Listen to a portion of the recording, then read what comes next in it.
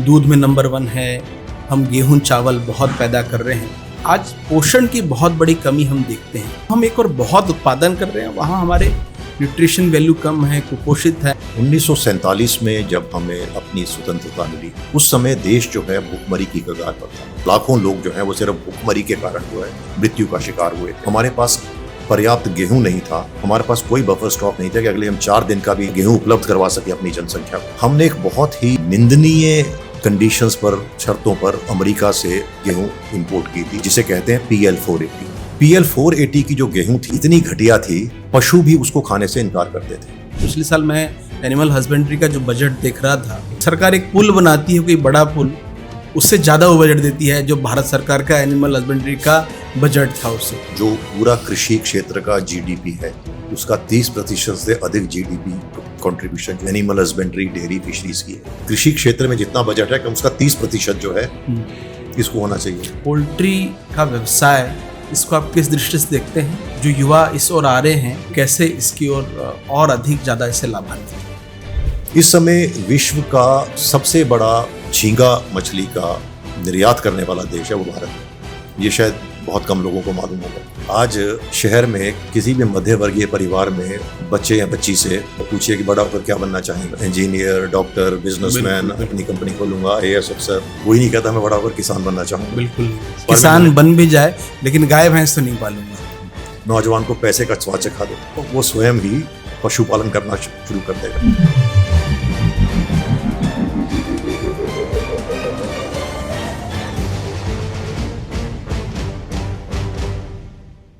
नमस्कार, आप सबका बहुत बहुत स्वागत है किसान चैनल के इस खास एपिसोड में। ये चैनल समर्पित है किसानों और पशुपालकों के लिए, उनकी जानकारी में अभिवृद्धि के लिए, और वे उद्यमी बने और वो अपने लक्ष्य को प्राप्त करें। इसलिए हम कुछ खास मेहमानों से आपकी मुलाकात करवाते हैं। आज हमारे बीच में एक खास मेहमान हमारे बीच मौजूद हैं, जिनका एक बहुत लंबा कार्यकाल सामाजिक जीवन का रहा है, और खास इसलिए है क्योंकि भारत सरकार के नीति निर्धारण में उनका एक बहुत बड़ा रोल है। 1984 बैच के आप IAS अधिकारी हैं। भारत सरकार में कृषि और पशुपालन जब एक साथ हुआ करता था, यानी एक साथ जब विभाग था, उस विभाग के आप सचिव पद पर रहे। बहुत स्वागत है आदरणीय तरुण श्रीधर जी का। सर नमस्कार और बहुत बहुत स्वागत है सर आपका। धन्यवाद, आप सभी को मेरा प्रणाम। बहुत बार आपका नाम पूरे देश भर में, विशेष रूप से पॉलिसी की जब हम बात करते हैं कृषि में, पशुपालन पे, आपका नाम उभर कर सामने आता है। दर्शकों को थोड़ा सा अपनी जीवन यात्रा के बारे में, आपका अभी तक का सफर कैसा रहा, उसके बारे में प्लीज जरा बताएं। धन्यवाद गौतम जी, आपने ये अवसर प्रदान किया पशुपालन विषय में आपसे बात करने का। मुझे खुशी इस बात की है कि इस विषय के बारे में भी अब सार्वजनिक पटलों पर बात होनी शुरू हो गई है। इससे पहले ये काफ़ी अनदेखी थी इस क्षेत्र की, इसको बहुत ज़्यादा ग्लैमरस क्षेत्र नहीं माना जाता था। जहाँ तक मेरे निजी सफ़र की बात है, मैं 1984 में IAS में परीक्षा में सफल होने के उपरांत आया था। मुझे हिमाचल प्रदेश का ऑर्डर मिला था, तो लगभग 35 साल से कुछ अधिक का सफ़र मेरा IAS में रहा है। उसके बाद 2019 में मैं सेवानिवृत्त हुआ। सेवानिवृत्ति के पश्चात मैं केंद्रीय प्रशासनिक अधिकरण का सदस्य बना, और वहाँ से भी 2 माह पहले वहाँ से मेरी सेवानिवृत्ति हुई है। वैसे तो मैंने बहुत क्षेत्रों में काम किया है। ऊर्जा क्षेत्र में कार्य किया है, राजस्व में, शहरी विकास में, पर्यटन में, वानिकी एवं पर्यावरण में, पर काफ़ी समय मेरा पशुपालन और मात्स्यिकी विभाग में रहा है। प्रदेश में भी रहा है और केंद्र सरकार में भी 2 बार रहा है। इस विषय से मेरा कुछ खास ही लगाव रहा है, और मेरे को खुशी है कि इस क्षेत्र में मैं कुछ एक छोटी सी भूमिका जो है देश में निभा पाया हूँ। और सेवानिवृत्ति के पश्चात भी मैं इस क्षेत्र से अभी तक आज तक जुड़ा हुआ हूँ, और जहाँ भी संभव होता है योगदान देने का प्रयास करता हूँ। सर, भारत वैश्विक स्तर पर, दुनिया के स्तर पर भारत अपने आप को कृषि और पशुपालन पे कहाँ देखता है? हमारी इतनी बड़ी जमीन है, हमारा इतना बड़ा पशुधन है, आज की स्थिति में वैश्विक स्तर पर हम कहाँ हैं सर? देखिए, वैश्विक स्तर पर यदि आप कृषि उत्पाद या पशुपालन या मांस की उत्पाद लें, तो हम अग्रणीय देशों में एक हैं। जो भी आप मुख्य उत्पाद ले लें कृषि के, चाहे धान हो, गेहूं हो, फल सब्जियां हो, दूध हो, अंडे हो, मीट हो, मछली हो, इस सब में या तो हम विश्व में सर्वोत्तम स्थान पर हैं या पहले 3-4 स्थानों पर हैं। तो हमारा आकार जो है विशाल है। पर इसके साथ ही एक दूसरा पहलू भी है, जहां हम उत्पादन पर तो शिखर में बैठे हैं, उत्पादकता में हम अधिक पदार्थों में बहुत नीचे बैठे हैं। अब हम इसको कहते हैं कि it is production by mass, not mass production. क्योंकि हमारी संख्या इतनी अधिक है तो जाहिर है हमारा उत्पादन भी बहुत अधिक होता है, पर हम उत्पादकता में बहुत बहुत नीचे हैं। तो हमारा जो है एक दो पहलू हैं हमारे स्थान के विश्व में। हम जिसको कहते हैं एब्सोल्यूट प्रोडक्शन में we are at the top और near the top, but in terms of productivity हम नीचे हैं। उसके साथ इसका निष्कर्ष क्या निकलता है, इसके परिणाम क्या निकलते हैं? परिणाम ये निकलते हैं कि जो हमें अपने उत्पाद का मूल्य मिलना चाहिए, पूरा मूल्य हमें नहीं मिल पाता। मैं आपको उदाहरण देता हूं। हमारी एक गाय जो है, एक गाय या भैंस, जो हमारा दूध देने वाला पशु है, चाहे वो गाय है या भैंस है, उसका जो औसत है साल का, वो लगभग 1800 किलो प्रति मिल्च साइकिल है। तो 300 दिन की मिल्चिंग साइकिल होती है, तो 1800 है। जबकि यही उत्पादकता जो है, जो पश्चिमी देश हैं, वहां यही उत्पादकता कोई 6000 से लेकर 20,000 25,000 तक भी है। तो यही हमारा जो पशु आज एक औसत 3 या 4 लीटर देता है, अगर हम अपनी उत्पादकता 1 या 2 लीटर भी बढ़ा दें, तो देखिए जहां तक किसान को मूल्य मिलने का प्रश्न है, कितनी उसको आर्थिक लाभ इसका हो सकता है। तो इसलिए हमारे को केवल इसी कॉम्प्लेसेंसी में, इसी संतोष में नहीं रहना कि हम विश्व के नंबर 1 दुग्ध उत्पादक हैं, हम विश्व के नंबर 1 या 2 गेहूं उत्पादक हैं। हमें यह ध्यान रखना चाहिए कि जो हम उत्पादन कर रहे हैं, क्या उसका वास्तविक आर्थिक उचित मूल्य जो उत्पादक करता है, यानी हमारा किसान है, उसको भी प्राप्त हो रहा है या नहीं हो रहा। इस ओर तवज्जो देने की बात है, जहां तक हमारी कृषि और इसकी नीति है। तो यदि हम अपने आप को वैश्विक स्तर पर देखते हैं, तो हमें यह देखना होगा कि वैश्विक स्तर पर क्या हम केवल उत्पादन में से शीर्षक स्थल पर रहेंगे या उत्पाद के मूल्य में भी शीर्ष स्तर पर रहेंगे। सर, जमीन की बात करें तो भी ये लागू होता है। जैसे प्रति पशु आपने बात की, जो वहाँ 6000 से लेकर 20,000 तक प्रति ब्यात में है, ऐसे ही हमारे यहाँ आज वो 1800 से 2000 है। जमीन का अगर स्तर देखा जाए तो लैंड एरिया, इस पे भी हम उत्पादकता डेफिनेटली उसी, जहां तक हमारी उत्पादकता का प्रश्न है, कोई भी कृषि उत्पाद ले लीजिए, चाहे खाद्यान्न ले लीजिए या सब्जी और हॉर्टिकल्चर क्रॉप ले लीजिए, जो हमारी प्रति हेक्टेयर जो उत्पादन है, वो जो विश्व के जो विकसित देश हैं उनके प्रति हेक्टेयर उत्पादन से कहीं नीचे और कम है। अब कुछ ऐसा होता है कि जब हम कृषि हो या कोई भी क्षेत्र हो, उसमें 2 किस्म की खर्चे होते हैं। एक को कहते हैं हम फिक्स कॉस्ट, एक को कहते हैं वेरिएबल कॉस्ट। अब फिक्स कॉस्ट जो है, अगर एक पशु है आपके पास, उस पशु को जो खुराक दिन में देनी है, जो उसको खाने पीने के लिए देना है, पानी देना है, नहलाना है, दवा देनी है, सप्लीमेंट देने हैं, वो फिक्स कॉस्ट तो रहेगी। अब उसी फिक्स कॉस्ट में एक पशु आपको 10 लीटर दे रहा है, एक 2 लीटर दे रहा है। अब स्वयं ही जो है अंदाजा लगा लीजिए कि किसान को किसका लाभ अधिक होगा। अब अगर पशु आपको 3 लीटर दूध दे रहा है और जबकि उसको दिन में 75 या 100 रुपये उस पर खर्च हो रहा है, तो वो वाइबल बिजनेस प्रपोजिशन नहीं बैठती। इसी तरह अगर 1 हेक्टेयर में आप सब्जी उगा रहे हैं और सब्जी उगाने में जो आपका खर्च हो रहा है और जो रिटर्न है, उसमें फैसला बहुत ज्यादा नहीं है, तो जाहिर है आपको उत्पादकता की ओर ध्यान देना होगा। जहां हम बात करते हैं कि हम दूध में नंबर 1 है, हम गेहूं चावल बहुत पैदा कर रहे हैं, वहीं हमारे देश में आज पोषण की बहुत बड़ी कमी हम देखते हैं। कुपोषित, भूखमरी का स्तर ये हमारा बढ़ा हुआ है। तो जहां हम एक और बहुत उत्पादन कर रहे हैं, वहां हमारे न्यूट्रिशन वैल्यू कम है, कुपोषित है। ये वेरिएशन अंतर क्यों है सर? इसे ना आपको थोड़ा सा एक ऐतिहासिक परिप्रेक्ष्य में देखना होगा। 1947 में जब हमें अपनी स्वतंत्रता मिली, उस समय देश जो है भूखमरी की कगार पर था।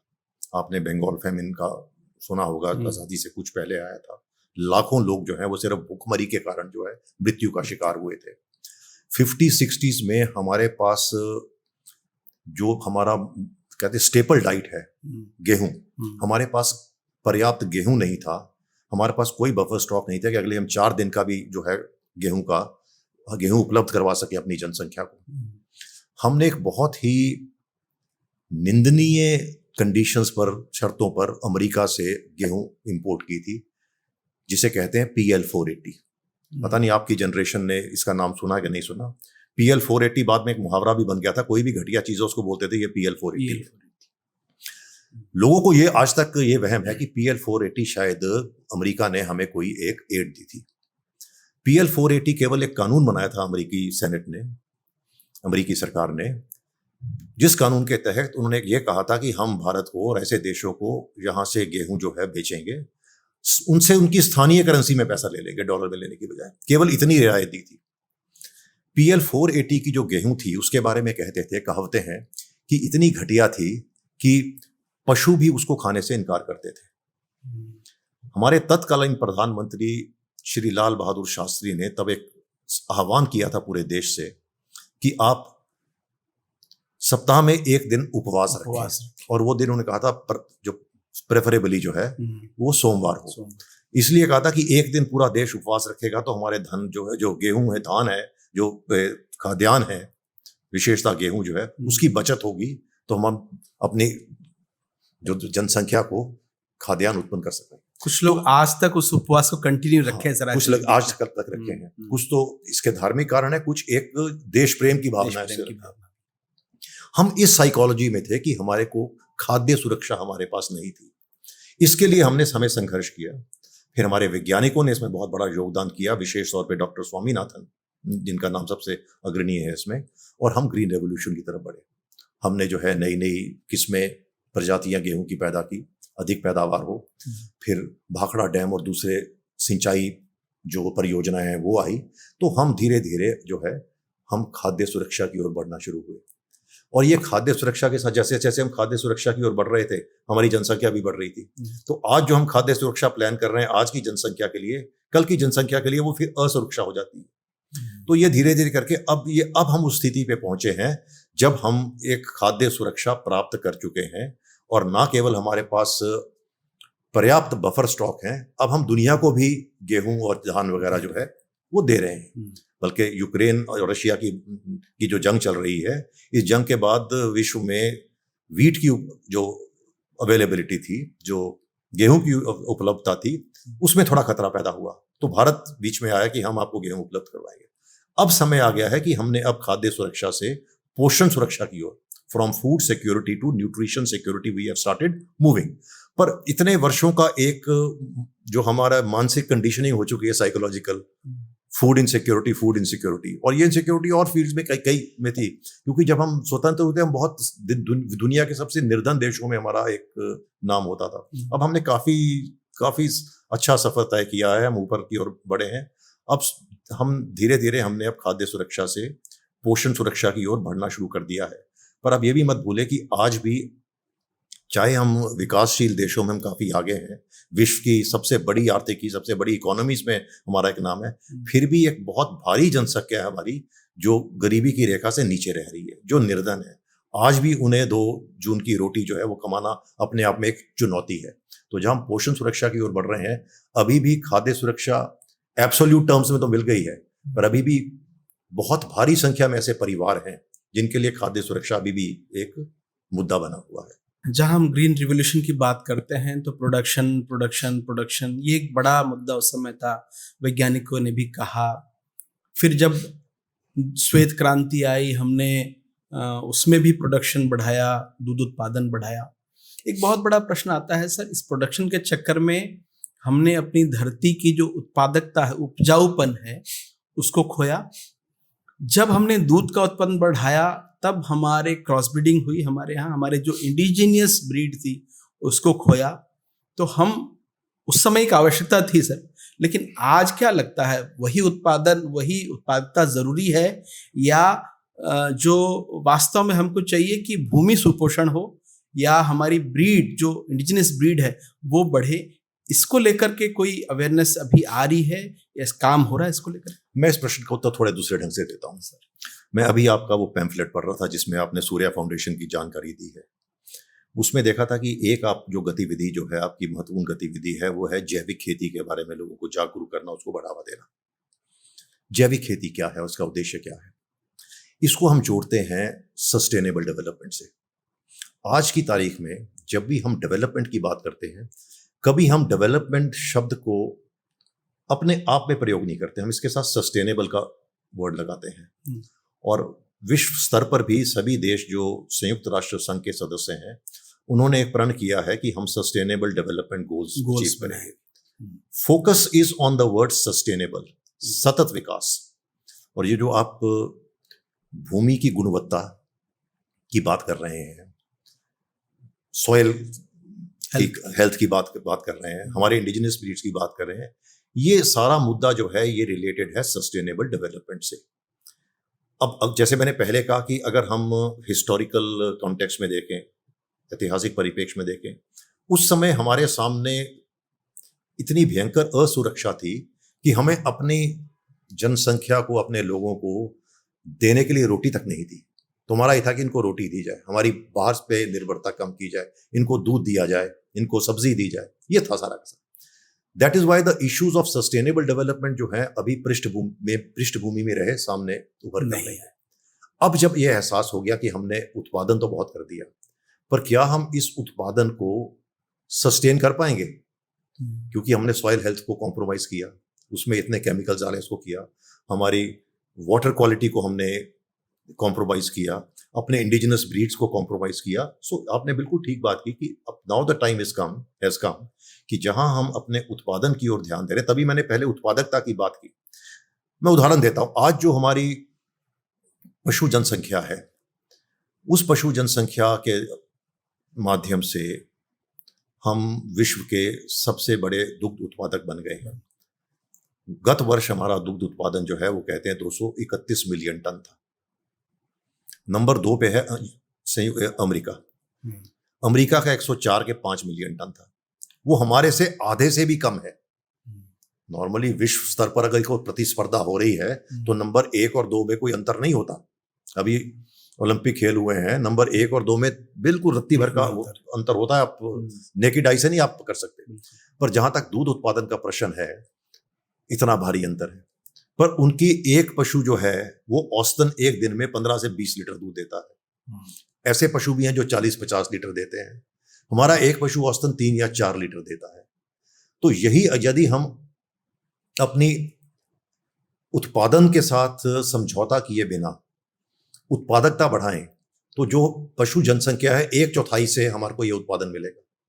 यदि 1/4 पशु जनसंख्या से हमें 231 मिलियन टन मिल रहा है, तो जाहिर है जो हमारे प्राकृतिक संसाधन है उन पर दबाव कम पड़ेगा। आपको फीड की कम आवश्यकता पड़ेगी, चारागाह पे प्रेशर कम पड़ेगा, पशुओं को दवा दारू पे कम पड़ेगा। तो this is what sustainable development is, कि जो हमारे प्राकृतिक संसाधन है उनका संरक्षण हम कैसे कर सकते हैं। उत्पादकता बढ़ाना एक तरीका हो सकता है हमारे जैसे देश में जहां की नंबर्स आर वेरी लार्ज। पर अगेन उत्पादकता बढ़ाने के चक्कर में अगर हम कृत्रिम इनपुट इतने ज्यादा देने शुरू कर दें कि कॉम्प्रोमाइज हो जाए, उससे भी ध्यान रखना होगा। But again I agree with you, development if it is not sustainable it will be meaningless. क्योंकि ये विकास जो कर रहे हैं आज के तो है नहीं, हमें अगली पीढ़ी के बारे में भी सोचना है। सर, इन सब का बहुत बड़ा एक जिम्मा कहें या जिम्मेदार कहें, सरकार की पॉलिसी होती है। क्या सरकार बदलने के साथ पॉलिसियां बदलती हैं? जैसे हम देखें कि जैसे अभी हमने HF जर्सी बाहर से उस समय आवश्यकता थी हमारी, हमने क्रॉस ब्रीडिंग कराई, अपनी नस्लों को चाहे बर्बाद किया, चाहे जो भी आज कहें। आज हम फिर से अपनी राष्ट्रीय गोकुल मिशन है, पशुधन मिशन है, इस पर आ रहे हैं। तो ले दे के हम एक जीरो पे हैं, या मेरा कहने का मतलब सरकार बदल रही है तो पॉलिसी बदल रही है? क्योंकि ये पॉलिसियां बनती है तो एक बहुत बड़ा प्रभाव समाज पर पड़ता है, ब्रीड पर पड़ता है, पशुधन पर पड़ता है, खेती पर पड़ता है। तो सरकार बदलने से इसका बहुत बड़ा संबंध होता है। अब देखिए, मैं पहले तो ये नहीं कहूँगा कि जब हम बाहर से HF लाए, यहाँ दूसरी नस्लें लाए और क्रॉस ब्रीडिंग हुई तो हमने अपनी नस्लों को बर्बाद किया। बर्बाद जो है ये शब्द जो है, इससे मैं सहमति नहीं रखूंगा। हाँ, यहां तक बात जरूर मानने की है कि जब हम क्रॉस ब्रीडिंग लाए तो हमने अपनी नस्लों की अनदेखी की, अपनी नस्लों की हमने कुछ अनदेखी की। अगेन उसी बात पे जाते हैं, हम क्रॉस ब्रीडिंग क्यों लाए? क्योंकि आपका व्हाइट रेवोल्यूशन जो है, श्वेत क्रांति, उसका उद्देश्य था कि आपने दुग्ध उत्पादन को ऐसे बढ़ाना है कि हम उस पर आत्मनिर्भर हो जाएं। श्वेत क्रांति की पृष्ठभूमि भी ये थी कि जो दुग्ध उत्पादक थे, एक तो उत्पादन बहुत कम होता था, दूसरा उनको दूध को विपणन करने का साधन और उनके पास नहीं थे। तो एक दो जो बड़े प्राइवेट डेयरी वाले थे, वो उन पे बहुत इतनी निर्भरता थी कि अक्सर उनका शोषण भी हो जाता था। शोषण कैसे होता था? जब तो दूध बहुत ज्यादा है, वो प्राइवेट डेयरी वाला या खरीदने से इनकार कर देता था या दाम बहुत कम कर देता था, और जब दूध की कमी है तो ब्लैकमेल करता था कि भाई इतने में देना, दो, नहीं तो मैं पाउडर से कर लूंगा। तभी ये कोऑपरेटिव मूवमेंट शुरू हुआ और ये व्हाइट रेवोल्यूशन में कन्वर्ट हुआ। अब थोड़ा सा मैं लीक से हटता हूं, विषय से हटता हूं। आपने इससे पहले हरित क्रांति की बात की, ग्रीन रेवोल्यूशन की बात की। व्हाइट रेवोल्यूशन और ग्रीन रेवोल्यूशन में थोड़ा सा अंतर था। ग्रीन रेवोल्यूशन का केंद्र बिंदु था मात्र उत्पादन, और जो श्वेत क्रांति थी, व्हाइट रेवोल्यूशन, इसका केंद्र बिंदु उत्पादन के साथ साथ उत्पादक भी था, किसान को सशक्त करना भी था।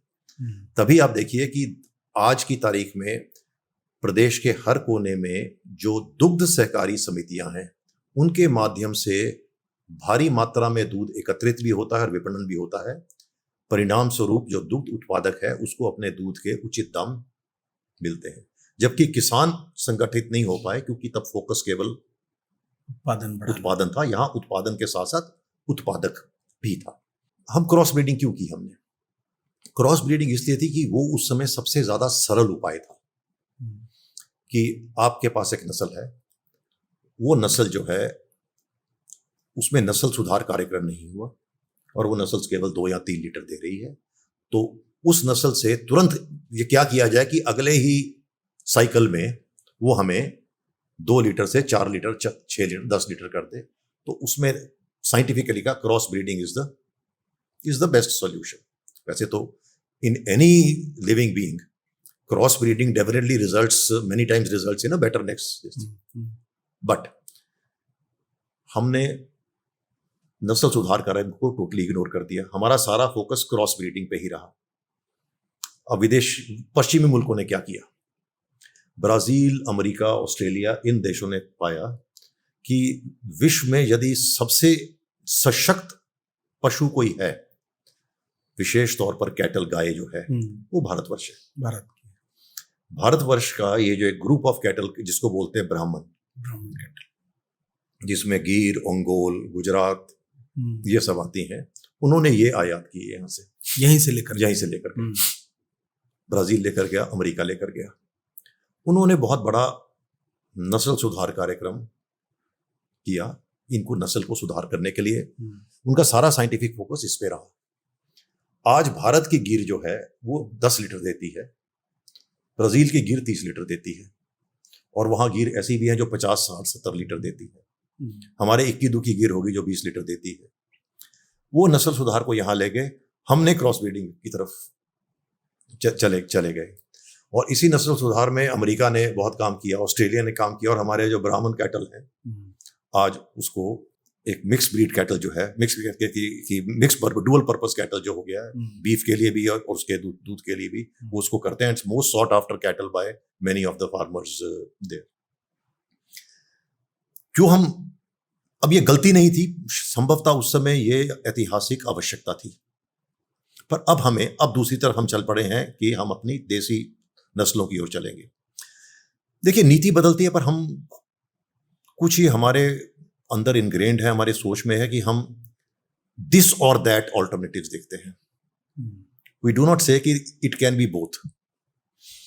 हमारे कृषि क्षेत्र में जो हमारा भारत का एक बाकी अधिकतर देशों से हमारा एक एडवांटेज है हमारे को, जहां हम उनसे बेहतर हैं, वो ये है कि कृषि, पशुपालन, मांस की क्षेत्रों में हमारा पारंपरिक ज्ञान बहुत सशक्त है, भंडार है हम पारंपरिक ज्ञान का।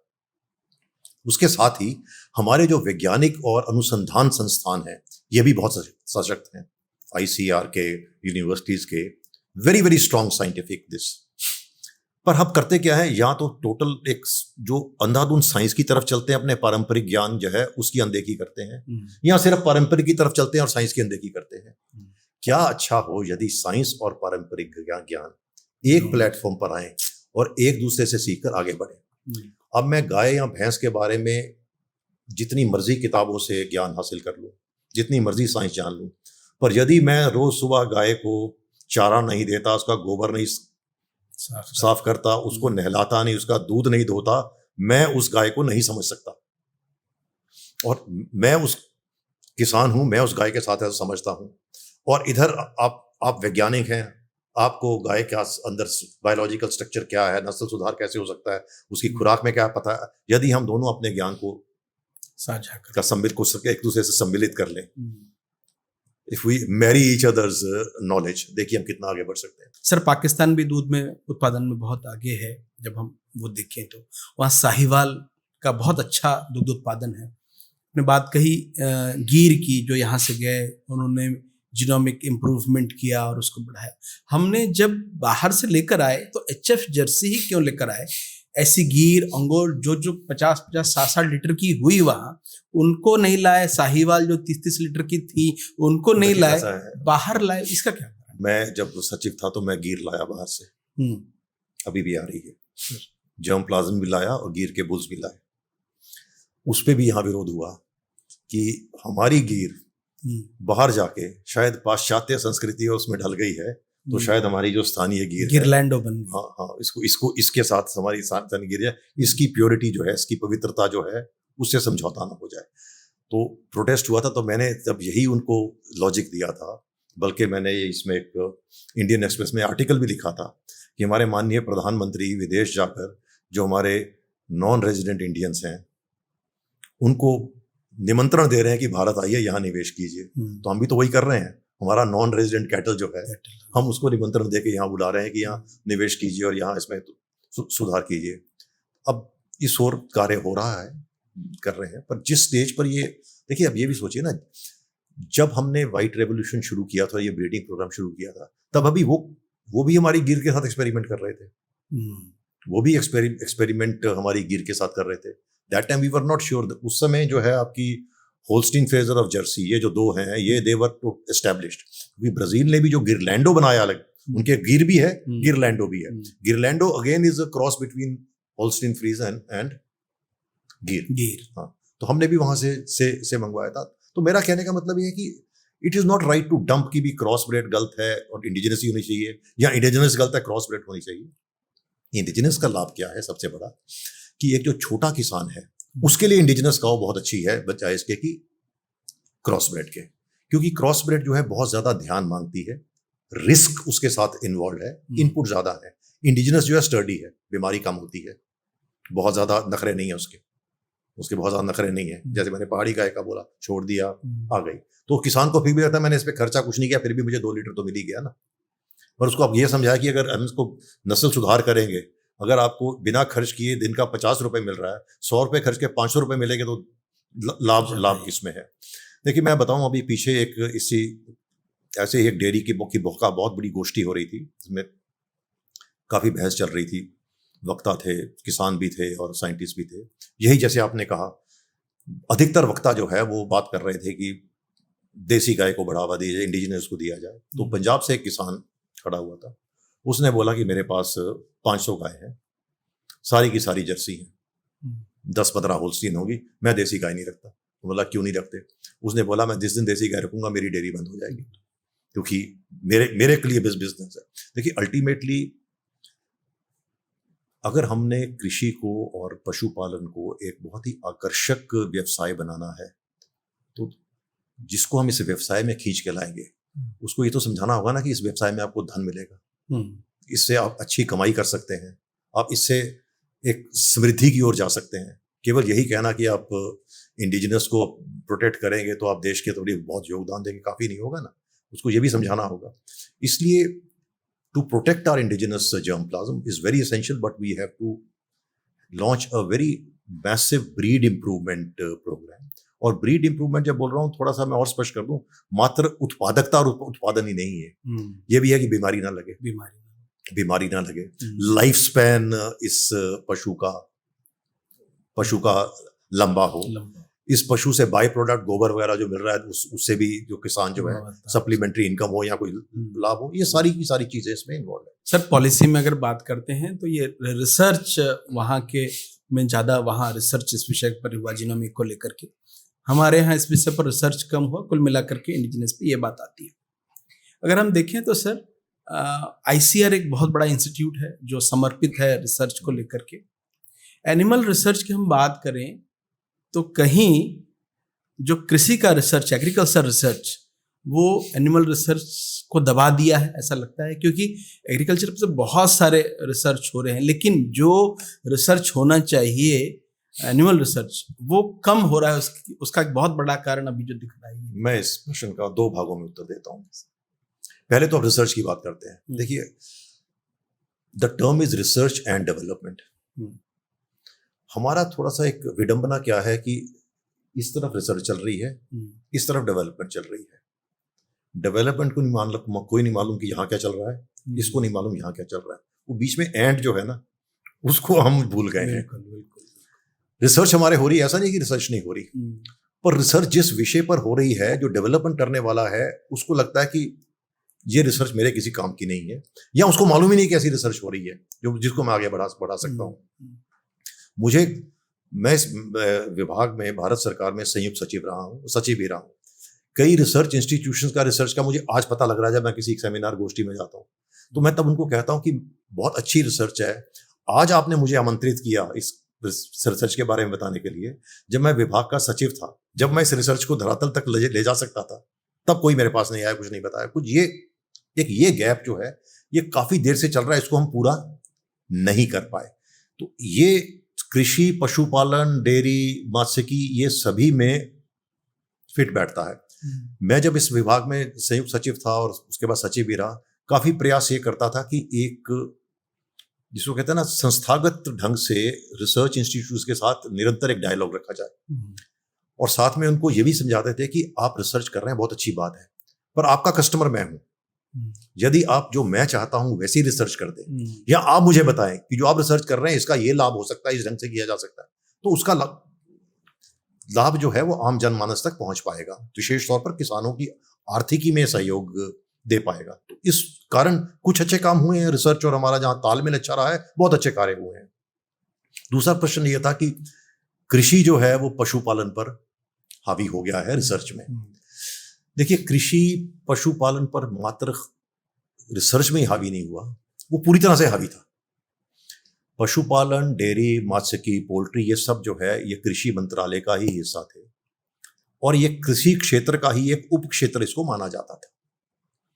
पर ये सोच जो है पिछले कुछ वर्षों में बदली है, और इसका शुरुआत हुई 2000, पहले सोच तो पहले शुरू हो गई थी, पर 2019 में एक पहल हुई, जब सबसे पहले जो एक विभाग था कृषि मंत्रालय का ही, कृषि मंत्रालय में 3 विभाग थे, एक था कृषि और सहकारिता, जिसका बाद में नाम बना कृषि और कृषक कल्याण, दूसरा विभाग था कृषि शिक्षा एवं अनुसंधान, एजुकेशन, रिसर्च एंड एजुकेशन, जिसमें ICAR आता है, तीसरा था पशुपालन, डेयरी और मत्स्यिकी।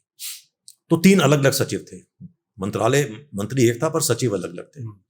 तो सबसे पहले 2019 में क्या हुआ, जब मैं इस विभाग का सचिव था, क्योंकि मत्स्यिकी जो है वो अपने आप में एक स्वतंत्र क्षेत्र है, और मत्स्यिकी के जो मुद्दे हैं, जो समस्याएं हैं, और जो उसमें आपको हस्तक्षेप करना पड़ता है, वो डेयरी और पोल्ट्री से बिल्कुल अलग है। तो मत्स्यिकी को हमने अलग विभाग बनाया, फिशरीज को। तो जो पशुपालन विभाग था, 2 विभाग हो गया, एक मत्स्यिकी और एक पशुपालन, और फिर उसके कुछ माह बाद इसको मंत्रालय ही अलग कर दिया गया, एक कृषि मंत्रालय और एक मत्स्यिकी, पशुपालन और डेयरी विभाग, तो ये अलग हो गए। तो ये सोच तब बदली कि इसको हम एक स्वतंत्र क्षेत्र की तरह इस पे गवर्नेंस की जाए, इस पे इसका प्रशासन किया जाए, इसको आगे बढ़ाया जाए। जब तक ये कृषि के साथ रहेगा तब तक संभवतः ये हमेशा ही इसको 2ym दर्जा मिलेगा, क्योंकि कृषि अपने आप में इतना बड़ा है, समस्याएं ऐसी हैं। अब ये मंत्रालय तो अलग हो गया, अब पर जो रिसर्च है वो अभी भी कृषि मंत्रालय का हिस्सा रही। रिसर्च जो है वो अभी कृषि भी मंत्रालय का हिस्सा रही, बजट सब कुछ वहां से सारे ही इंस्टीट्यूट करते अभी आईसीआर हैं। के तो अंडर में। अब एक अब दोबारा विचित्र स्थिति पैदा हो गई है कि मंत्रालय अलग है पर इसका रिसर्च सारा का सारा वो दूसरे के पास है। तो ये अब स्थिति उत्पन्न हो गई है कि अब इस क्षेत्र से जुड़े लोग जो हैं और विभाग और मंत्रालय के लोग जो हैं, उन्हें ये महसूस हो रहा है कि जो बजट और जो इन्वेस्टमेंट रिसर्च इन पोल्ट्री, डेयरी, फिशरीज होनी चाहिए, वो संभवतः नहीं हो पा रही। और जो ये वो महसूस का जो उनकी आशंका है, इसके पीछे ठोस कारण भी है। तभी हमने एक प्रस्ताव बहुत पहले रखा था कि जैसे Indian council for agriculture research है, एक separate council for veterinary, animal husbandry and fisheries research बनाई जाए, ताकि इसके लिए एक अलग काउंसिल अलग से हो जाए। ये बात सही कही आपने, ऐसा कुछ है, पर फिर भी ये बहाना नहीं हो सकता कि हम आगे इसलिए नहीं बढ़ रहे क्योंकि रिसर्च कम से कम जो रिसर्च हो रही है, अगर थोड़ी ही हो रही है, उसको तो धरातल पर ला सकते हैं कि नहीं। इसी विषय में खासकर से एनिमल रिसर्च में कितना बजट जाता है, और बजट की लेकर के बात करते तो पिछले साल मैं एनिमल हस्बेंड्री का जो बजट देख रहा था, मुझे लगता है कि कोई सरकार एक पुल बनाती है, कोई बड़ा पुल, उससे ज्यादा वो बजट देती है जो भारत सरकार का एनिमल हस्बेंड्री का बजट था उससे। इस बजट को एलोकेशन को लेकर के भी बजट तो वाकई ही जो ये क्षेत्र डिजर्व करता है वो बजट इसको नहीं मिलता। जैसे अब जो पूरा कृषि क्षेत्र का जीडीपी है, उसका 30% से अधिक जीडीपी कंट्रीब्यूशन जो है वो एनिमल हस्बेंड्री, डेयरी, फिशरीज की है। तो एक लॉजिकल सेंस बात कहती है कि कृषि क्षेत्र में जितना बजट है कम उसका 30% जो है इसको होना चाहिए। सर उसमें भी गेहूं और चावल और दूध, ये सब तुलना करते दूध ज्यादा इसमें प्रभावी है या उसका ज्यादा? देखिए, दूध ऐसा है, हमारे जो दूध उत्पादन है, गत वर्ष उसका मूल्य था 10 लाख करोड़, और धान और गेहूं का मिला के था 6.5 लाख करोड़। 6,66,000 करोड़ के करीब धान और गेहूं मिलाकर, और दूध अकेले का 10 लाख करोड़। इसी तरह पोल्ट्री का कोई 2.5 लाख करोड़। ये गैप है। पर अब अगर देखिए, ये तो अर्थशास्त्री जो है वो कैलकुलेशन करेंगे कैसे, पर एक छोटी बड़ी मोटी बात है जो सबको समझ आ जाएगी कि dairy, poultry, animal husbandry and fisheries both combined together, जो कृषि क्षेत्र का सकल घरेलू उत्पाद है उसका 30% से अधिक इनका है। तो जाहिर है कम से कम 30% बजट तो होना चाहिए, पर आज की तारीख में नहीं है। पिछले कई वर्षों से जो कृषि क्षेत्र है उसकी विकास दर जो है एक जगह अटकी हुई है, 2 और 3% से ऊपर नहीं जाती। जबकि पशुपालन क्षेत्र जो है, कोई भी दे लीजिए दूध उत्पादन, वो उसकी उत्पाद दर कभी भी 5-6% प्रति वर्ष से नीचे नहीं गई। मछली उत्पादन 8% से ऊपर विकास दर चल रही है। पोल्ट्री मीट उत्पादन 20% तक ग्रो की है। अंडा उत्पादन 12 या 13% ग्रो किया है। इस क्षेत्र को वो उपदान, वो सब्सिडीज नहीं मिल रही जो कृषि क्षेत्र को मिल रही है। इसलिए इस क्षेत्र के जो किसान हैं और जो उत्पादक हैं उनमें एक एंटरप्रेन्योरशिप डेवलप हुई। तो ये जो इंफ्रास्ट्रक्चर फंड क्रिएट किया उसमें यह है कि आप को जो भी मिल रहा है, पैसा मिल रहा है, वो लोन से रिलेटेड है। लोन में जो इंटरेस्ट है उसमें हम आपको छूट देंगे। यदि आप बैंक से लोन लेते हैं, लोन वो आपको 6% की दर से देता है, तो हम 3% वो हम अपनी सरकार दे देगी, पर कुछ आपको अपना लगाना पड़ेगा, ताकि आपकी एक जिम्मेदारी रहे कि जो मैं लोन ले रहा हूं, जिस भी क्षेत्र में ले रहा हूं, उसमें मैं ईमानदारी और मेहनत से काम करूं, आगे बढ़ूं। मैं आपको छोटा सा उदाहरण देता हूं। इस समय विश्व का सबसे बड़ा झींगा मछली का जो निर्यात करने वाला देश है वो भारत है। ये शायद बहुत कम लोगों को मालूम होगा। विश्व के 26% जो व्यापार होता है झींगा मछली का, श्रिम्प का, वो भारत का है। कुछ वर्ष पहले तक भारत बिल्कुल नीचे था। झींगा मछली के उत्पादन का जो क्षेत्र है उसमें 1 पैसे की भी सब्सिडी नहीं दी जाती। सिर्फ ये कैसे हुआ? हमने जो झींगा उत्पादक थे उनको बाहर से अच्छी वैरायटी की, जिसमें बीमारी ना लगे, झींगा का जो ब्रूट स्टॉक है वो लाने की अनुमति दी। हमने सरकार की ओर से एक बड़ा अच्छा क्वारंटाइन बना कर दिया कि हर किसान क्वारंटाइन नहीं बनाता, ना संभव है। जहाँ लायक क्वारंटाइन हो, बीमारियों की उसकी टेस्टिंग हो, बीमारी अगर है तो मछली को अलग किया जाए, बीमारी ना लगे, इसका ध्यान दिया। एक लीगल फ्रेमवर्क दिया ताकि बाहर के देश जहाँ पर हम निर्यात कर रहे हैं उनको ये कॉन्फिडेंस रहे कि भारत से जो मछली आ रही है उसमें बीमारी नहीं है, सब कुछ ठीक। ये सारा वातावरण दिया तो हम बिल्कुल सबसे नीचे स्थान से लेकर 6-7 वर्षों में ही शीर्ष स्थान पर पहुंच गए। जो झींगा उत्पादक, जो किसान अपने बच्चों के लिए दिवाली पे या किसी में नया कुर्ता पजामा नहीं खरीद सकता था या बच्चे के लिए साइकिल नहीं खरीद सकता था, आज वो मर्सिडीज में घूम रहा है। इतना इतना इतना ये हुआ। सब्सिडी नहीं दी पर एक ठोस नीति दी, एक ठोस वातावरण दिया और जो उसको आधारभूत ढांचा चाहिए था, इंफ्रास्ट्रक्चर, वो दिया।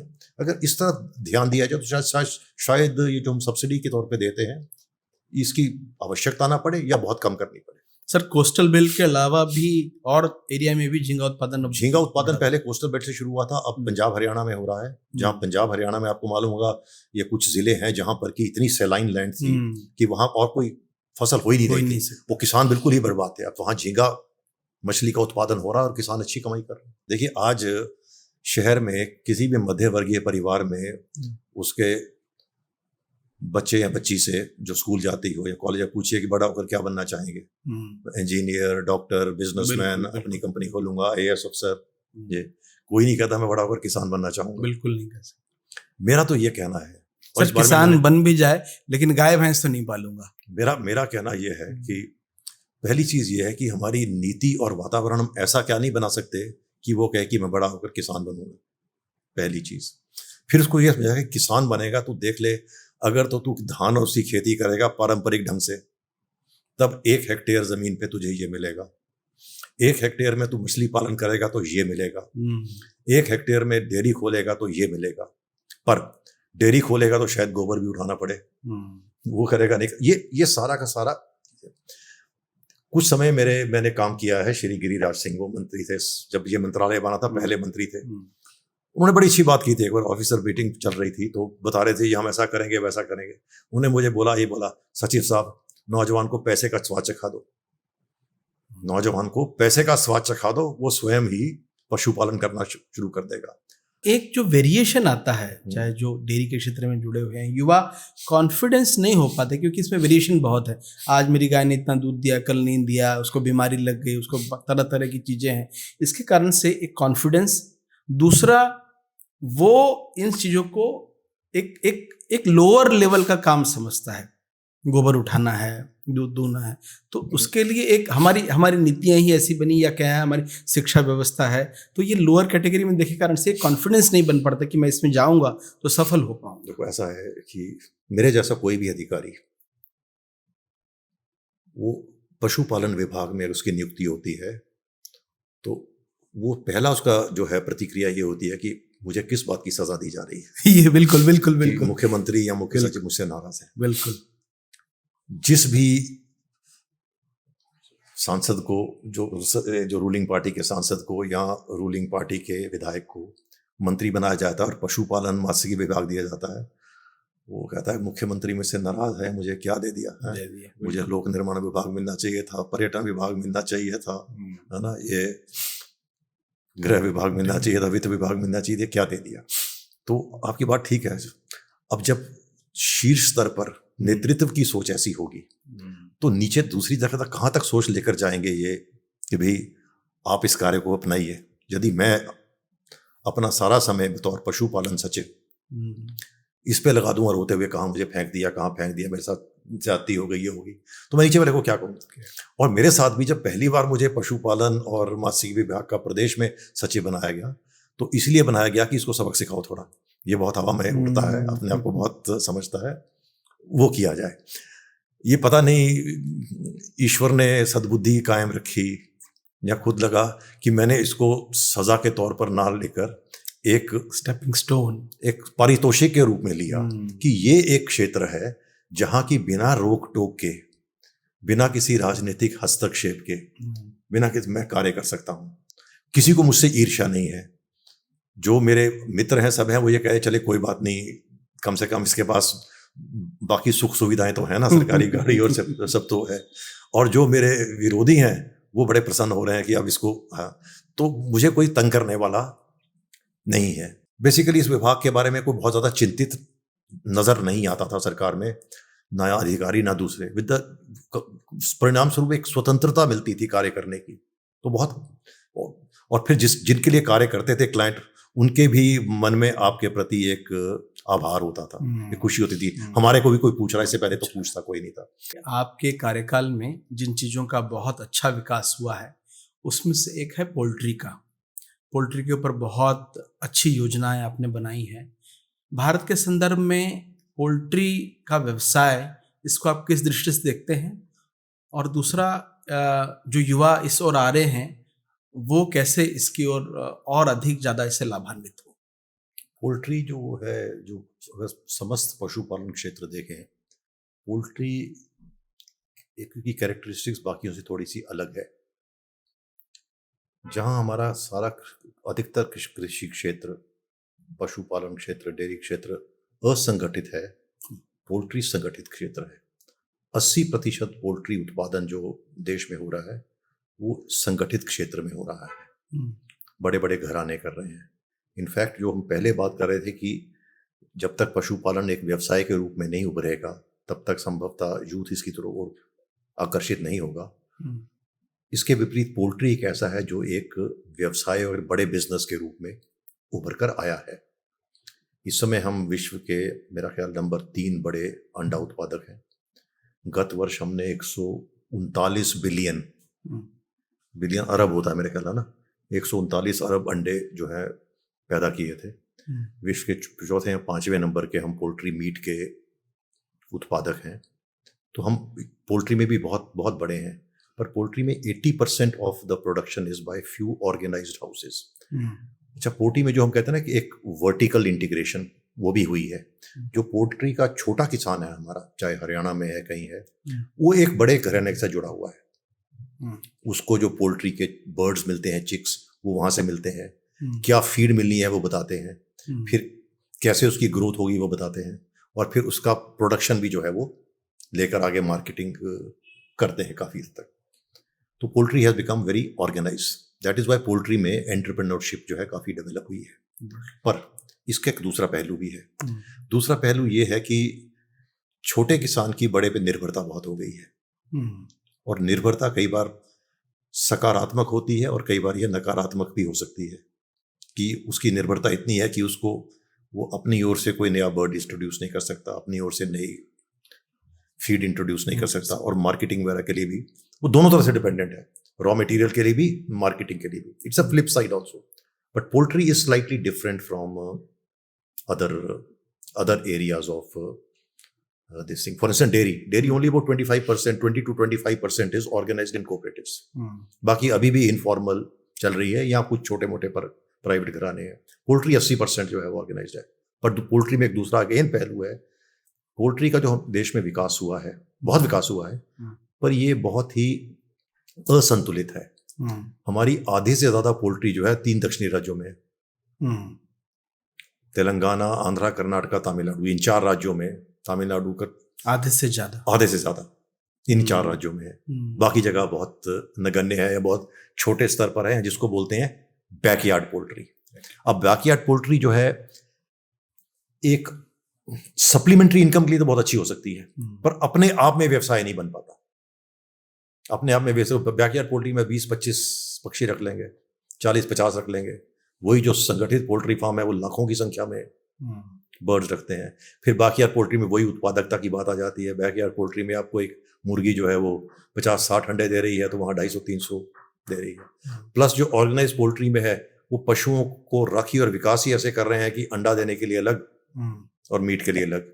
जो ब्रॉयलर है वो अंडा के नहीं रखता है, जो अंडे वाला उसको मीट के लिए, जब अंडा देना बंद करता है तभी इस्तेमाल करते हैं। वो बड़ा साइंटिफिकली चलता है। सो दैट्स व्हाई पोल्ट्री की तरफ जो अट्रैक्ट हो रहे हैं, that is big business houses, sir इसका एक दूसरा पहलू ये नहीं है कि एक भयावह दृश्य भी हमको दिखाई देता है, अगर ह्यूमन बीइंग की बात करें तो पोल्ट्री में यानी हार्मोन्स दे करके तुरंत बढ़ा देना, और उसका मानव स्वास्थ्य पर कितना असर पड़ता है? देखिए ऐसा है कुछ, मैं थोड़ा सा उसको अगेन थोड़ा सा गलतफहमियां दूर कर दूं। एक ये बहुत ही भ्रामक प्रचार हमारी पोल्ट्री के बारे में और हमारी मछली के बारे में भी कई जगह चलता है कि भी इनको बहुत एंटीबायोटिक्स दिए जाते हैं, बहुत ज़्यादा ग्रोथ हार्मोन्स दिए जाते हैं। देखिए एंटीबायोटिक्स आप भी लेता हूँ, आप भी लेते हैं, मैं भी लेता हूँ। एंटीबायोटिक जो हमारा मेडिसिन का क्षेत्र है, जो स्वास्थ्य विज्ञान का क्षेत्र है, उसकी एक बहुत बड़ी आविष्कार, उसका बहुत बड़ा आविष्कार है। तो ऐसा नहीं कि एंटीबायोटिक अपने आप में लेना खराब है। हाँ, एंटीबायोटिक को बतौर ग्रोथ प्रमोटर लेना, एज अ सप्लीमेंट लेना खराब है। बीमारी के लिए एंटीबायोटिक लेना खराब नहीं है। दूसरी चीज ये है कि पोल्ट्री में विश्व स्तर पे जितना रिसर्च एंड डेवलपमेंट पोल्ट्री में हुई है इन terms of developing the size of the animal for its productivity, और किसी भी जानवर में नहीं हुई है। तभी आज पोल्ट्री सबसे ज्यादा पॉपुलर मीट जो है दुनिया का, और one of the most popular food products is egg, and meat में सबसे बड़ा पोल्ट्री मीट है, क्योंकि पोल्ट्री में बहुत रिसर्च हुई है। और पोल्ट्री में रिसर्च ज़्यादा इसलिए हुई कि it made lot of business sense. एक गाय के बछड़े को, भैंस के बछड़े को, या उसको, या बकरी के बच्चे को एक इकोनॉमिक एसेट तक लाने में जो समय लगता है, पोल्ट्री में 30-35 दिन में आप कर लेते हो। इसमें तो इसमें बहुत रिसर्च हुई कि आप पहले जो एक ब्रॉयलर जो है 500 ग्राम का होता था, वो 4 किलो तक आप ले हैं। तो उसके लिए ग्रोथ हार्मोन्स वगैरह डेफिनेटली। इसका मतलब ये नहीं कि ये जो मैं इसको कंडोन कर रहा हूँ, बट हमारे पास ये, हम बिना किसी साक्ष्य के, बिना किसी डेटा के, जब हम ये कहते हैं कि बहुत ग्रोथ हार्मोन्स हो रहे हैं, बहुत एंटीबायोटिक्स हो रहे हैं, तो हम अपनी जो हमारी अपनी एक सक्सेस स्टोरीज हैं, जो हमारी सफलता की कहानियां हैं, उसको थोड़ा झुटला रहे हैं। ठीक है कि नहीं?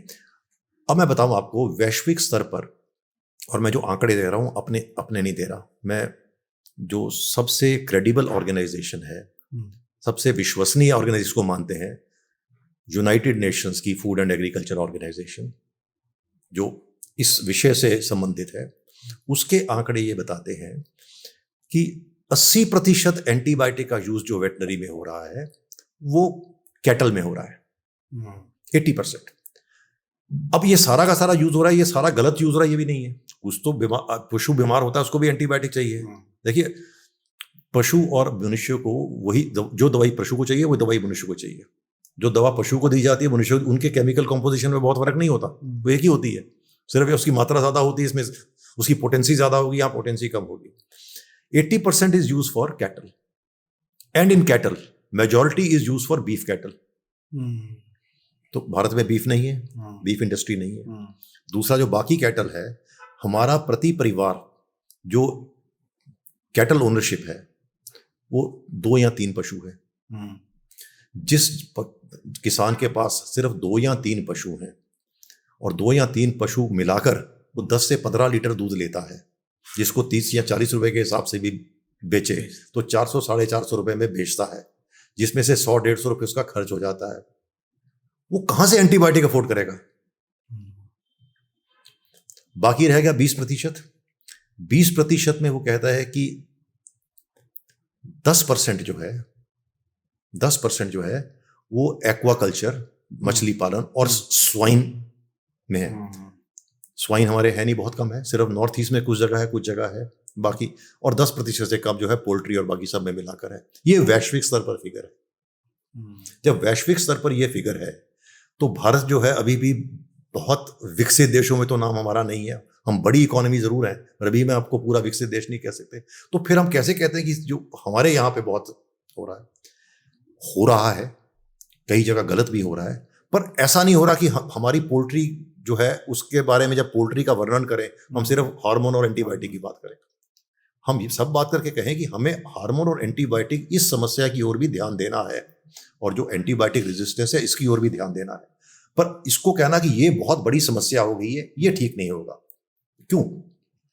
ये एक पाश्चात्य देशों की ओर से भी एक ये प्रोपेगेंडा आता है कि भी भारतवर्ष में जो मछली पालन हो रहा है, यहाँ हो रहा है, वहां पे बहुत ज्यादा एंटीबायोटिक्स यूज हो रहे हैं। अब ये जाहिर है, क्योंकि जब आपकी व्यवसाय में प्रतिस्पर्धा होगी।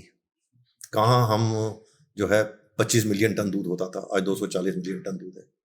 तो अब जो विश्व की जो बहुत बड़े देश हैं, जो दूध उत्पादन, जो दूध का व्यापार जो है, जिनकी मोनोपोली है, जाहिर है उनको अब खतरा है हमारी प्रतिस्पर्धा से। प्रचार करें। आज हम नंबर 3 अंडा उत्पादक है दुनिया में, पर जब एक्सपोर्ट की बात आती है तो हमारा नंबर 17-18 है। पर अब हम वहां से ऊपर बढ़ना शुरू होंगे। तो व्हेन दिस प्रोपेगेंडा कम्स और हम लोग भी इसमें जुड़ जाते हैं, तब मुझे थोड़ा दुख होता है कि हम क्यों अपने किसानों को बुरा नाम दे रहे हैं, हम अपनी कृषि को, अपने पशुपालन को स्टिग्मेटाइज क्यों कर रहे हैं, क्यों उस पर आरोप लगा रहे हैं ऐसे। अगर ये हम समस्या का समाधान करें, उसको एड्रेस करें, किसान को समझाएं। अब हमारे जैसा श्रिम्प के बारे में कहते हैं जी बहुत एंटीबायोटिक रेजिड्यूज है। होता क्या है कि आपने 100 कंसाइनमेंट भेजी यूरोपियन यूनियन, 100 में से 5 कंसाइनमेंट जो है वो रिजेक्ट हो गई, क्योंकि यूरोपियन यूनियन वगैरह में स्टैंडर्ड बड़े सख्त हैं। हमारे बाजार में तो कुछ भी चल जाएगा ना, वो नहीं लेते। 100 में से 5 जो है रिजेक्ट कर दी उन्होंने कि इसमें एंटीबायोटिक रेजिड्यू पाया गया, हम ये नहीं लेंगे। यहाँ अखबार में ये नहीं आता कि हमारे 95% कंसाइनमेंट सही पाई गई और हम सबसे बड़े निर्यातक हैं श्रिम्प के। हमारे आता कि हमारी वो जो है वो रिजेक्ट की गई, हमारे जो है सुर्खी जो है वो बनती है। इसी में एक और उदाहरण दूं आपको, बहुत ही आता कि जी बाजार में मिलावटी दूध बहुत मिल रहा है, मिलावटी दूध बहुत मिल रहा है, मिलावटी दूध बहुत मिल रहा है। 2-3 बार पार्लियामेंट्री कमेटी ने भी मुझसे, जब मैं सचिव था, मुझसे और साथ में FSSAI के CEO को बुलाया और बहुत प्रश्न किए, बहुत ग्रिल किया हमारे को, मिलावटी दूध बहुत है। और हमने कहा कि नहीं है, ऐसा नहीं। हमने FSSAI से पूरे कंट्री में एक सर्वे करवाया कि भाई डेयरीज से भी दूध लो, हलवाई से भी दूध लो, पैकेट वाले दूध भी उठाओ, 10 किस्म के पैकेट वाले दूध उठाओ, हर जगह से दूध उठाओ, अर्बन सेंटर से, जहाँ गांव में तो मिलावटी दूध का मतलब ही नहीं है, गांव भी अपना दूध ले रहा है। और देश के कुछ 600-700 सेंटर से दूध उठाए गए और सैंपल लिए गए, और सैंपल्स का पूरा हमने पब्लिश किया रिजल्ट FSSAI ने। अब सुर्खी कैसे बनी? अब देखिए, वो सैंपल में ऐसा था कि कोई 8 या 9% सैंपल थे जो कि कहा जा सकता था कि ये मिलावट इसमें हुई है। 20% सैंपल ऐसे, 20-25 सैंपल ऐसे थे जो कि जितने मानक हैं, कोई 30-40 मानक जो दूध के हैं, किसी एक मानक पर ऊपर नीचे हो रहे हैं। कोई भी सैंपल ऐसा नहीं होगा दुनिया में जो कि सभी मानकों को पे 100% वैसा ही बैठेगा। There is always a margin. अब बाजार से आप गाड़ी में पेट्रोल डलवाते हैं, जब पेट्रोल रिफाइनरी से पेट्रोल पंप में आता है, उसमें भी उसको मार्जिन दिया था, इतना ज्यादा इवेपोरेट होगा, ये दिया जाएगा। अब जितना मर्जी सील टाइट कर दें, कहीं गाड़ी में आ रहा है, धूल मिट्टी उड़ रही है, कुछ हो रहा है, कुछ सील बंद में भी आप रखते हैं, थोड़ी देर बाद कुछ ना कुछ, तो एक या दूसरे मानक पर दे वर नॉट एडल्टरेटेड। और जो 8% से, उसमें उसको हम साइंटिफिक एडल्ट्रेशन का बोल सकते थे, but that adulteration was not of the nature which was dangerous to human health. जैसे पुराने जमाने में ग्वाला दूध में पानी डालता था, दूध में पानी डालता था ना, वो टेक्निकली उसको एडल्ट्रेशन बोलेंगे, but that is not an adulteration which is playing with human health. स्वास्थ्य के लिए मतलब आपको दूध की पौष्टिकता के साथ समझौता कर रहा है वो, पर आपके स्वास्थ्य को नुकसान नहीं कर रहा। हाँ, वो तब कर रहा है अगर वो गंदा पानी उठा के डाल रहा है, वो अलग बात है। So there are 2 things, one is product not meeting the standard, second is product adulterated. तो हमने ये कहा कि ये हमारे जो 7 या 8% जो दूध है, ये हम ये बोले कि जो इसके मानदंड निर्धारित किए हैं पैसा से, उस पर खरा नहीं उतर रहा, इसलिए ये हमें स्वीकार्य नहीं है। पर हम ये नहीं कहते ये मिलावटी है जो सेहत के साथ खिलवाड़ हो रहा है। पर सुर्खी क्या बनती है? तो कहते हैं ना, good news is no news, bad news is good news. तो सुर्खी ये बनती है कि 30% सैंपल फेल हुए। तो अब ये कोई बोले कि यार दूध के 30% सैंपल फेल हुए, फिर तो खतरा है। अब आजकल एक और चला हुआ है कि A2 मिल्क। सर अभी वही मैं बात करूंगा, FSSAI ने कल अब ये हम तब से कह रहे थे, तब से सोचा कि ये ढकोसला बंद करो, जब तक इसका वैज्ञानिक, ये पार्लियामेंट्री कमेटी के सामने भी FSSAI के CEO और मैंने कहा था कि, और ICR के साइंटिस्ट भी थे, there is A2, there is A1, there is a belief that A2 जो है वो थोड़ी सी is safer in terms of something, but अभी तक इसका साइंटिफिक प्रमाण जो है रिसर्च वगैरह से पूरा नहीं हुआ है। इसलिए अभी कहना जो है ये थोड़ा भ्रामक होगा। पर वो A2 ऐसा एक प्रचार चला कि आज भी आपको मिलेगा कि A2 मिल्क और A2 के नाम पे 50 रुपए का दूध जो है 150-200 रुपए में बेचा जा रहा है। A2 की कहानी जो है, पृष्ठभूमि क्या है, देखिए, विश्व का सबसे बड़ा दूध का निर्यातक न्यूजीलैंड है। न्यूजीलैंड की अपनी आबादी तो कुछ नहीं, तो न्यूजीलैंड में जितना भी दूध का उत्पादन हो रहा है वो निर्यात पे निर्भर है, उसका जितना करेंगे। तो एक कंपनी, उसके पास बहुत सरप्लस हो गया था, तो उसने एक प्रचार कर दिया कि इसमें A2 प्रोटीन वाला दूध है, और एक बना दिया कि A2 जो है वो उससे ज़्यादा सुपीरियर है। उसने एक इतना अच्छा प्रचार किया कि वो प्रचार फैलता गया, उसका दूध अच्छा बिकना शुरू हो गया। हम उस प्रचार पे हम सारे बीच में आ गए। आप ये नहीं समझते, आपकी भैंस का दूध तो सारा A2 है। भैंस के बारे में कोई बात ही नहीं करता इस देश में। भैंस का दूध सिर्फ A2 ही नहीं है, भैंस का दूध जो है, जहां तक उसमें उसकी कॉम्पोजिशन है, वो गाय के दूध से ज्यादा, उसमें फैट कंटेंट ज्यादा है। क्योंकि फैट कंटेंट ज्यादा है, जो भी प्रोडक्ट गाय के दूध से बन सकते हैं वो भैंस के दूध से बन सकते हैं। पर कई भैंस के दूध के प्रोडक्ट ऐसे हैं जो गाय के दूध से नहीं बन सकते। रसगुल्ला बहुत कुछ सबसे बड़ी चीज जो है इस समय विश्व में सबसे ज्यादा बिकने वाला खाद्य जो है, जो फूड है, दैट इज पिज्जा। यहाँ भी पिज्जा खाते हैं लोग। अब पिज्जा की खासियत है कि पिज्जा में जो इटालियन में जो मूल पिज्जा है उसमें मोज़रेला चीज डलेगा, और मोज़रेला चीज भैंस के दूध से ही बनता है। क्योंकि उस मोज़रेला चीज में स्ट्रिंगीनेस होती है, जब आप खाते हैं ना, लंबा खिस्सा तो कहते हैं वो भैंस के दूध में ही आता है, सब कुछ है। पर हमने भैंस को निगलेक्ट कर दिया, क्योंकि कुछ अगेन इसका हमारा कुछ सामाजिक और सांस्कृतिक कारण भी है, क्योंकि हमारी जो एक आस्था गाय के प्रति है वो किसी और पशु के प्रति नहीं हो पाई। तो इसलिए जब हम हार्मोन्स और ये सब बातें करते हैं तो ये समस्या है जिनको हमने करना है। पर क्या यही हमारे पशुपालन को पर निर्धारित करेगी या परिभाषित करेगी? हम जब परिभाषा अपने देते हैं हमारी पोल्ट्री में, तो ये हो रहा है, तब थोड़ा सा मुझे थोड़ा दुख होता है, और ये दुष्प्रचार जो है ये ठीक करने की आवश्यकता है। सर, आपके कार्यकाल में एक बहुत बड़ा काम हुआ, सेक्स सॉर्टेड सीमन का शुरुआत की कि बछिया पैदा हो, क्योंकि नर बछड़े अब एक बहुत बड़ी समस्या किसानों के लिए है। एक जब हम फील्ड में देखते हैं तो AI का जो % सक्सेस रेशियो है आर्टिफिशियल इंसेमिनेशन का, वो सरकार भी कहती है कि 40% है। फील्ड में कितना है कितना नहीं वो तो फील्ड वाले बता सकते, लेकिन 40% का अनुमान है।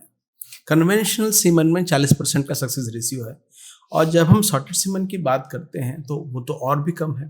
तो इसके लिए ये पॉलिसी लाई है। एक तो मुझे कहता है सरकार ने इस पे और तो सब्सिडी देनी चाहिए, क्योंकि वो स्ट्रॉ एक 800-900 से लेकर 1500-2000 तक के एक स्ट्रॉ सॉर्टेड सीमन की जैसे बछिया होगी वो होती है। दूसरा, इसके लिए जो प्रशिक्षित AI वर्कर चाहिए, उनका प्रशिक्षण का अभाव होने के कारण ये ज़्यादा सफल हुआ नहीं है। और तीसरा, सबसे बड़ी बात जो है वो खराब सीमन की क्वालिटी, क्योंकि ये सब रहता है, और ये सब सीमन जो पशु चिकित्सालय में भी रहते हैं, नाइट्रोजन की प्रॉपर सप्लाई नहीं होने के कारण से खराब सीमन भी वो इंसेमिनेशन हो जाता है, परिणाम से रिजल्ट नहीं निकलता। तो ये बहुत सारी समस्याएं हैं। आपके कार्यक्रम में शुरुआत हुआ, इसका समाधान अभी सरकार कैसे कर रही है? या देखिए, जब आप बात करते हैं आपके कार्यकाल में हुआ, तो मैं थोड़ा सा कहूँगा ऐसा मत कहिए, क्योंकि ऐसे कार्यकाल में कुछ चीज़ पहले प्रारंभ हुई होती है, हमारे टाइम पे आगे बढ़ती है, या उस समय इंट्रोड्यूस हो जाती है, अगले वाला और आगे बढ़ाता है, तो श्रेय एक को देना, एक कार्यकाल को देना उचित नहीं होगा, ना ही मैं श्रेय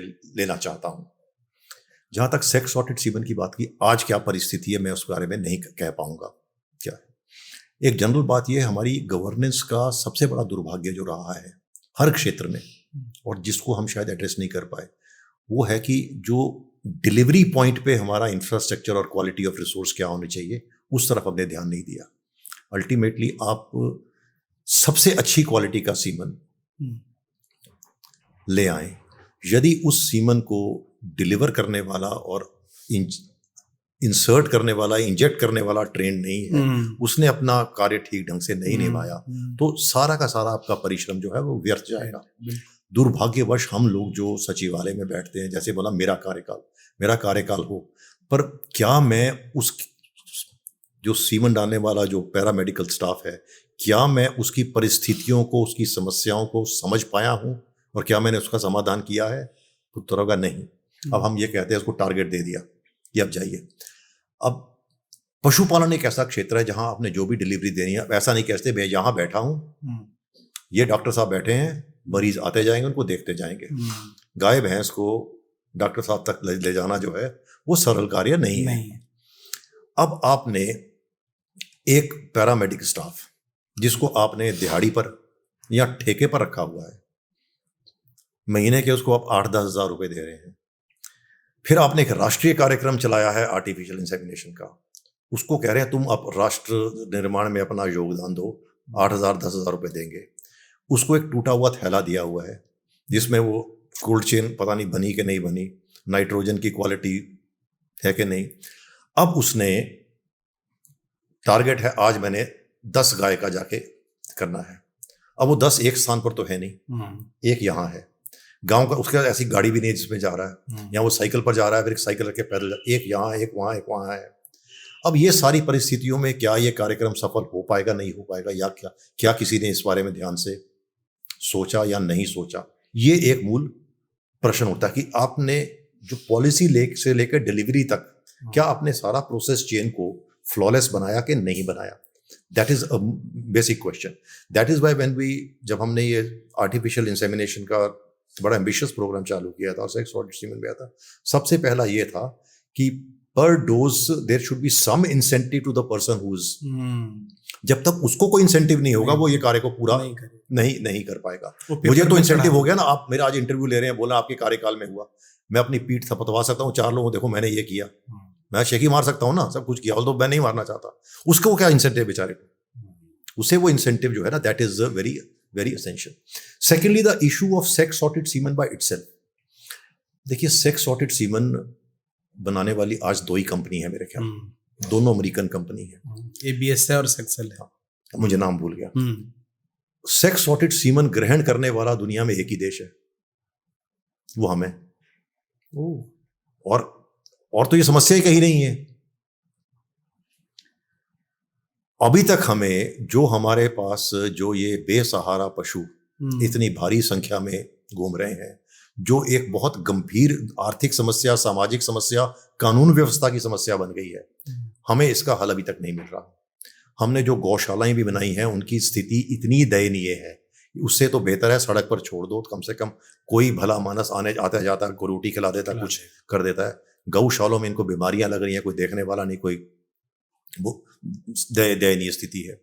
किसान की जब गाय प्रेग्नेंट होती है उसको यही टेंशन रहती है कि बछड़ा ना हो जाए, क्योंकि बछड़ा is economic liability, it is not an asset, it is an economic liability. उस सारी चीज में एक आशा की किरण नजर आई थी कि लॉन्ग टर्म में, इमीडिएट तो सोल्यूशन नहीं होगा, दीर्घकालीन में एक ये सोल्यूशन फिलहाल हो सकता है। But again this is not a very sustainable solution. You see, after all it's a living being, you can not artificially change the sex ratio. हम आर्टिफिशियली सेक्स रेशो चेंज कर रहे हैं ना। अगर सेक्स सॉर्टेड सीमन 100% सक्सेसफुल हो जाए, मान लीजिए, आइडिया ये था, तो एक टाइम ऐसा होगा आपके सिर्फ फीमेल होगी, मेल होगी नहीं, फिर सीमन भी कहां से आएगा? सीमन भी कहां से आएगा? प्रकृति के साथ। फिर सीमन सारा विदेश से आएगा, फिर वो क्रॉस ब्रेड वाली चीज है। All these things are there, but it was basically immediate response for a short term intervention, कि भाई एक ये इंटरवेंशन हो सकती है इस समस्या को के समाधान के लिए। अब एक ये नई तकनीक है, बाहर की तकनीक है, महंगी तकनीक है, इसका पेटेंट और सब कुछ उनके पास है, तो इस आपकी ट्रेनिंग क्या होगी, आपकी इक्विपमेंट को, सारा का सारा आपका उनके साथ ही निर्भर है। तो शुरू में तो मॉडल ये बनाया था कि इसकी प्रोडक्शन यहाँ होगी, सब कुछ यहाँ होगा, तभी हमने कुछ प्रोजेक्ट सैंक्शन किए थे, 2-3 प्राइवेट सेक्टर में किए थे, मेरे ख्याल एक जेके फाउंडेशन, जेके ट्रस्ट को किया था, फिर उत्तराखंड गवर्नमेंट ने किया था, फिर 15-16 स्टेट गवर्नमेंट्स ने भी किया था। अब उसके बाद क्या डेवलपमेंट हुई, एक तो इशू आ रहा था कि कॉस्ट बहुत ज्यादा है, फार्मर अफोर्ड नहीं कर सकता। फिर उसके बाद भी सक्सेस रेट क्या होगा, फार्मर गरीब से गरीब फार्मर शायद कर्जा लेके ये करके कर दे, पर कितनी डोज उसको लगानी पड़ेगी, उसके बाद क्या उसको, क्योंकि अल्टीमेटली देखिए जब आप एक लिविंग बीइंग के साथ कर रहे हैं, पशु के साथ डील कर रहे हैं इनसे, तो रिस्क एलिमेंट तो है ही। बट एज दे से बिजनेस में, greater the risk bigger the profit. Animal disease की बात करें तो देश भर में हम डिजीज पे कितना कंट्रोल कर पाए हैं, और कुछ ऐसी समस्या जो हमको नजर आती है कि ब्रुसेला की समस्या अभी भी भयावह रूप में है, वो दिखती नहीं है, FMD और ये सब तो दिख जाता है, लेकिन ब्रुसेला दिखती नहीं है, ब्रुसेला। तो इस पे हम कहाँ तक अभी सक्सेस हुए हैं और कितना काम बचा है सर? देखिए, वेटनरी इंफ्रास्ट्रक्चर में हमने बिल्कुल भी इन्वेस्ट नहीं किया। आज की तारीख में हमारी पशुधन की संख्या और मनुष्यों की संख्या लगभग बराबर है। 140 करोड़ हम हैं, पोल्ट्री मिला के 140 करोड़ ही पशु हैं। लगभग 8-10 लाख हमारे पास स्वास्थ्य संस्थाएं हैं, सरकारी और प्राइवेट मिला के।